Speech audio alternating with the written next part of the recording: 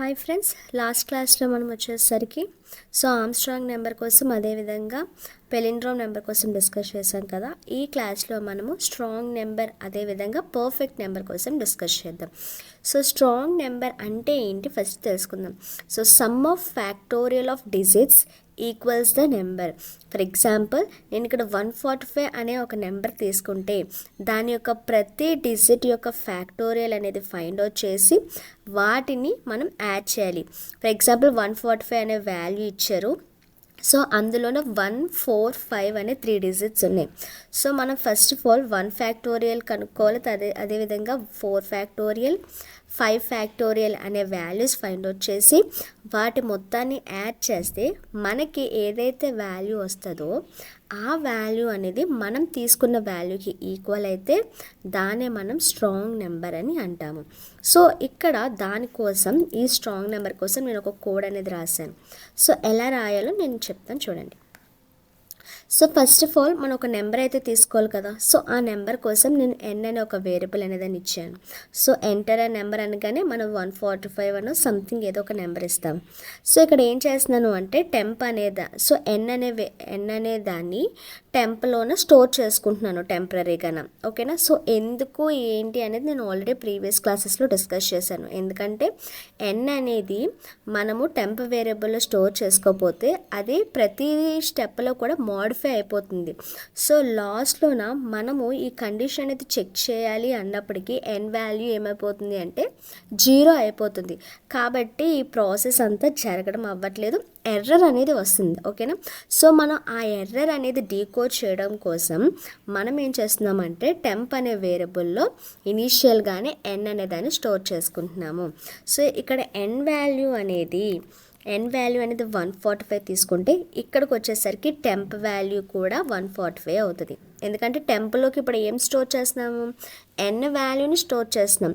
ఎన్ value already ఎంత 145, కాబట్టి temp value కూడా ఇనిషియల్గా ఎంత 145.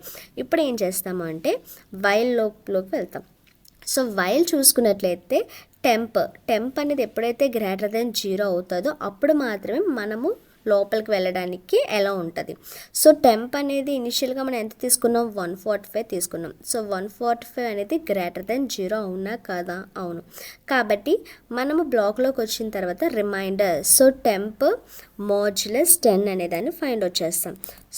టెంప్ మాడ్యులస్ 10 వచ్చేసరికి ఎంత మనకి, టెంప్ ఎంత ఇనిషియల్గా 145, నెక్స్ట్ మాడ్యులస్ 10 ఈక్వల్ టు మనకి మాడ్యులస్ ఆపరేషన్ వచ్చేసరికి రిమైండర్ అనేది ఫైండ్ అవుట్ చేయడానికి యూజ్ అవుతుంది. రిమైండర్ వచ్చేసరికి ఎంత 5.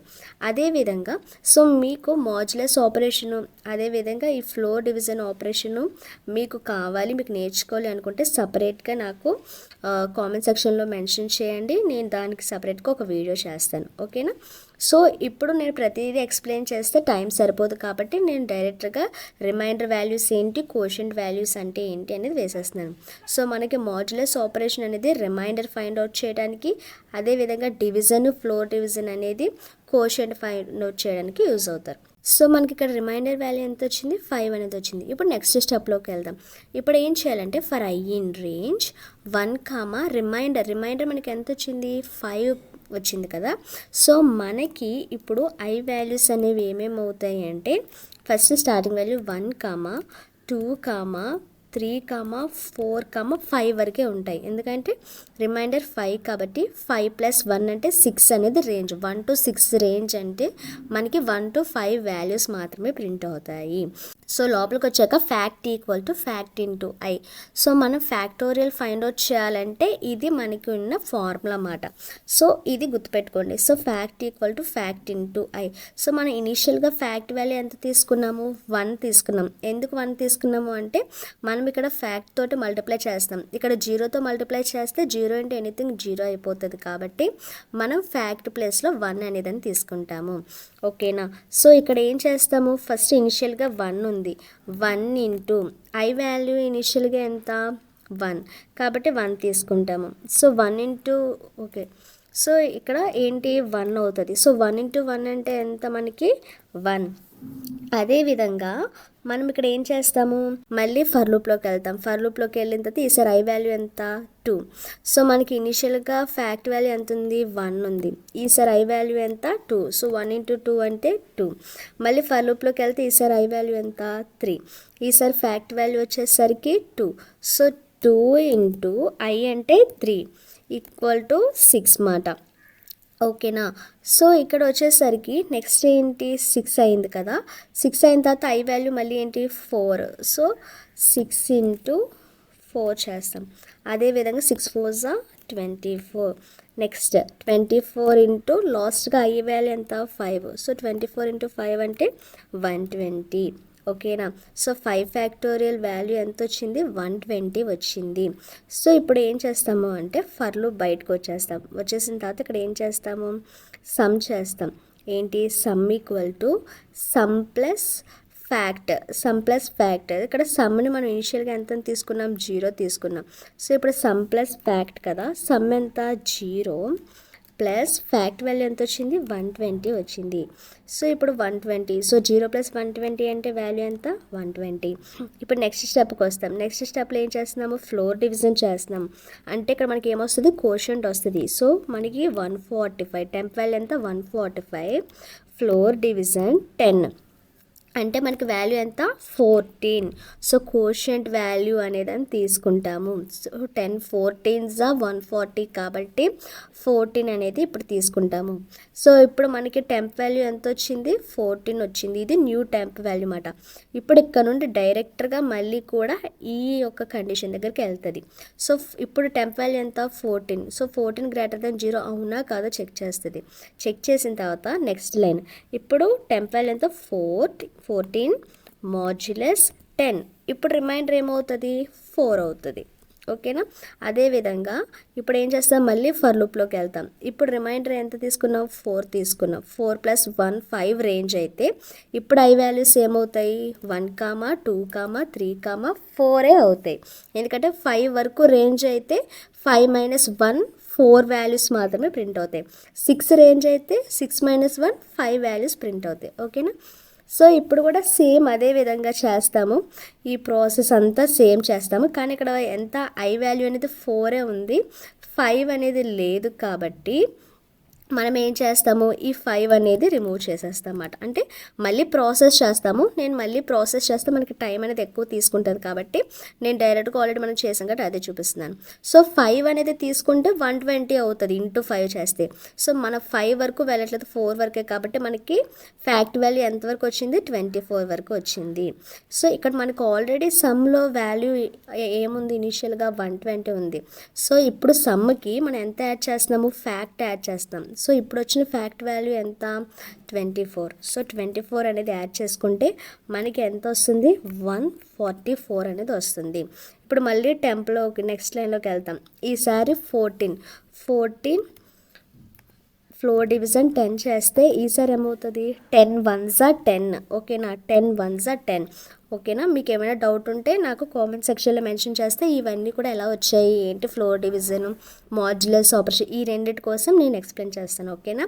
సో ఇక్కడ 1 అనేది కోషంట్ అవుతుంది. ఇప్పుడు మళ్ళీ టెంప్ వాల్యూ ఎంత 1. సో దీన్ని తీసుకొని వెళ్ళి మళ్ళీ ఈ కండిషన్ చెక్ చేస్తాం. సో 1 > 0 అవునా కాదా, అవును. సో ఇప్పుడు మళ్ళీ ఇక్కడికి వస్తాము. ఇక్కడికి వచ్చిన తర్వాత ఇప్పుడు ఏం చేస్తాము 1 అనేది మాడ్యులస్ 10 చేస్తాము. సో 1 మాడ్యులస్ 10 వాల్యూ ఎంత 1. నెక్స్ట్ ఫర్ లూప్లోకి వస్తాము. ఇప్పుడు రిమైండర్ ఎంత మనకి 1 వచ్చింది. సో 1 + 1 అంటే ఎంత 2. సో 2 కాబట్టి 2 మైనస్ రేంజ్ అనేది 2 కాబట్టి 2 - 1 వాల్యూస్ 1. సో 1 మాత్రమే ప్రింట్ అవుతుంది. అంటే ఇంక ఐ వాల్యూస్ ఓన్లీ 1 మాత్రమే, ఇంకేమీ కాదు. అర్థమైందా.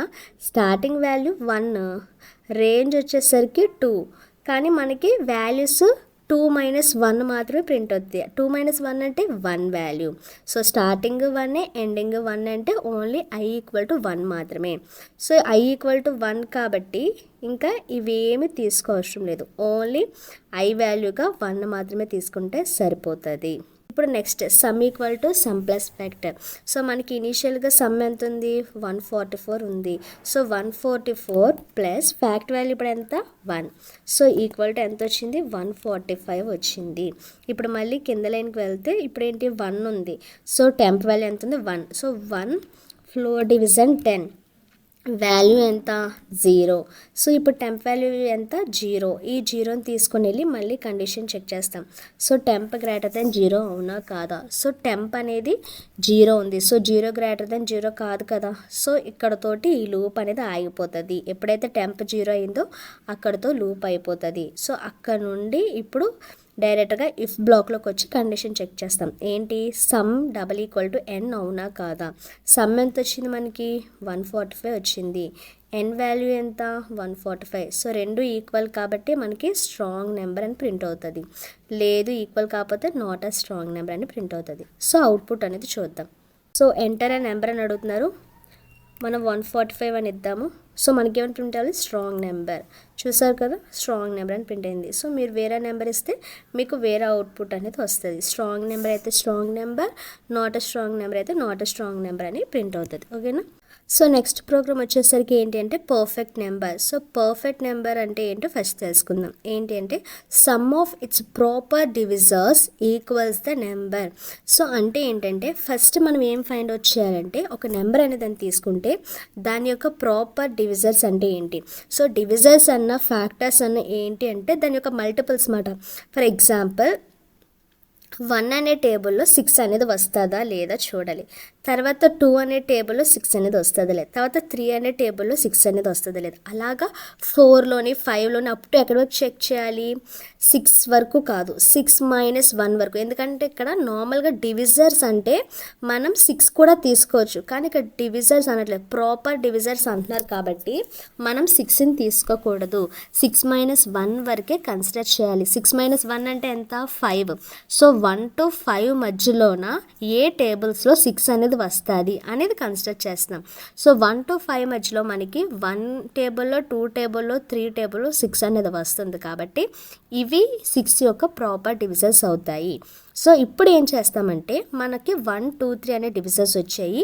వాటిని యాడ్ చేస్తే ఏదైతే వాల్యూ వస్తుందో అదే మనకి ఒకవేళ ఈక్వల్ టు మనం తీసుకున్న నెంబర్ అయితే అప్పుడు దాన్ని పర్ఫెక్ట్ నెంబర్ అంటారు. అర్థమైందా పర్ఫెక్ట్ నెంబర్ అంటే ఏంటో. ఫస్ట్ దాని యొక్క ప్రాపర్ డివిజర్స్ ఫైండ్ అవుట్ చేయాలి.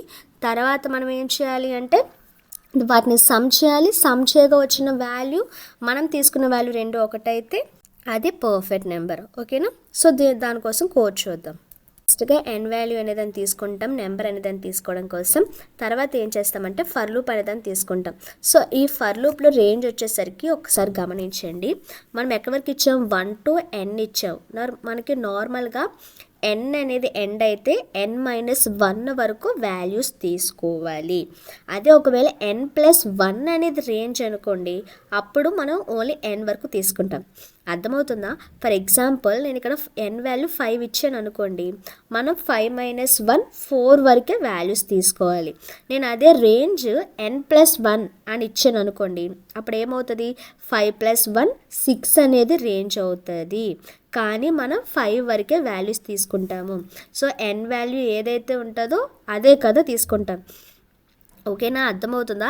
ఇక్కడ నేను రేంజ్ అనేది n అని ఎందుకు తీసుకున్నానంటే ఇప్పుడు మనకి ఫర్ ఎగ్జాంపుల్ 1 నుండి 6 వరకు తీసుకోవాలి అనుకుంటే అప్పుడు నేను ఏం చేస్తాను, n+1 అనేది రేంజ్ తీసుకుంటాను. కానీ మనకి ఇక్కడ 1 నుండి 5 వరకే తీసుకుంటున్నారు కాబట్టి నేను డైరెక్ట్గా n అనేది 6 తీసుకుంటే 6 - 1 5 కాబట్టి డైరెక్ట్గా 1 to 5 వాల్యూస్ మాత్రమే ప్రింట్ అవుతుంది. సో ఇప్పుడు మీకు కొంచెం కన్ఫ్యూజన్గా ఉండొచ్చు, కానీ మీరు చేస్తున్న కొద్దీ ప్రాక్టీస్ చేస్తున్న కొద్దీ మీకు కూడా అలవాటు అవుతుంది. ఎక్కడ n యూజ్ చేయాలి, ఎక్కడ n+1 యూజ్ చేయాలి. మనం ఒకవేళ 1 to 6 వరకు చెక్ చేయాలి, డివిజర్స్ చెక్ చేయాలి అంటే n+1 అని రేంజ్ తీసుకోవాలి. లేదు 1 to 5 వాల్యూసే తీసుకోవాలి అంటే n అనే రేంజ్ తీసుకోవాలి. ఓకేనా, అదొకటి గుర్తుపెట్టుకోండి.